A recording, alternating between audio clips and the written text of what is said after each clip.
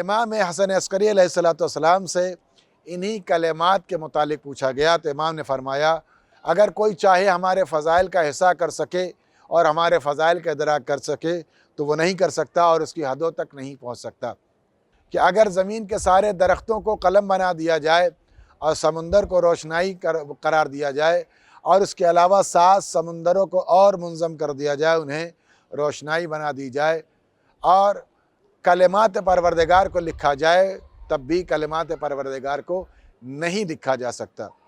یعنی کلمات پروردگار کوئی بہت عظیم چیز ہے، کلمات پروردگار کوئی بہت بڑی فضیلت ہے جو قرآن مجید میں متعدد مقام پر متعدد آیتوں میں نقل کیا گیا ہے۔ علامہ حافظ ابن مغازلی نے الشافعی نے اپنی کتاب مناقب میں باسناد مذکور عن سعید ابن جبیر عن عبداللہ ابن عباس سأل النبی صلی اللہ علیہ وسلم عن الکلمات التی تلقاها آدم من ربی فتاب علیہ، جب پیغمبر اسلام سے راوی نے سوال کیا کہ آیا یا رسول اللہ ان کلمات سے مراد کیا ہے جو جناب آدم علیہ السلام نے اللہ کی بارگاہ میں وسیلے کے طور پر رکھا تھا،